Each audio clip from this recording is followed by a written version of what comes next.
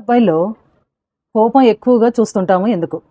Teenage పిల్లలున్న parents దగ్గర కామన్‌గా వినే కంప్లెయింట్ ఏంటి అంటే, "మా అబ్బాయి చిన్నప్పుడు చాలా కామ్‌గా ఉండేవాడండి. ఏం చెప్పినా వినేవాడు. కానీ ఈ మధ్యన మేము ఏం మాట్లాడుతున్నా గానీ విసుక్కుంటున్నాడు, అరుస్తున్నాడు, ఏదుంటే అది విసిరేస్తున్నాడు" అని చెప్తుంటారు. నిజంగానే అందరి ఇళ్లల్లో జరిగేది ఇదేనండి. ఇక్కడ టీనేజ్ బ్రెయిన్‌లో ఏం జరుగుతుంది అంటే 2 సిస్టమ్స్ ఉంటాయి. ఒకటి ఎమోషనల్ సిస్టమ్. ఇది చాలా ఫాస్ట్‌గా డెవలప్ అవుతూ ఉంటుంది. సెకండ్‌లీ డెసిషన్ తీసుకునే సిస్టమ్ మాత్రం ఇంకా అండర్ కన్‌స్ట్రక్షన్‌లోనే ఉంటుంది. అందుకనే మనం మాట్లాడే ప్రతి చిన్న మాట కూడా వాళ్ళని ఇన్సల్ట్‌గా చేసేలాగా ఫీల్ అవుతుంటారు. ఆబ్వియస్‌లీ రియాక్షన్స్ కూడా అలాగే ఉంటాయి. పిల్లల్లో ఈ కైండ్ ఆఫ్ బిహేవియర్ చూస్తున్నప్పుడు పేరెంట్స్ రియాక్షన్స్ ఎలా ఉంటాయి? "నీకు ఫోన్ ఇచ్చాము, అందుకే పాడైపోయావు. ఫ్రెండ్స్ వల్ల చెడిపోతున్నావు. ఈ యాటిట్యూడ్ ఏంటి?" అని అంటుంటారు. ఇలాంటి మాటలు ఎప్పుడైతే మాట్లాడతామో అది కోపం అనే మంట మీద పెట్రోల్ పోసినట్టే అవుతుంది. ఆబ్వియస్‌లీ అలానే రియాక్ట్ అవుతూ ఉంటారు.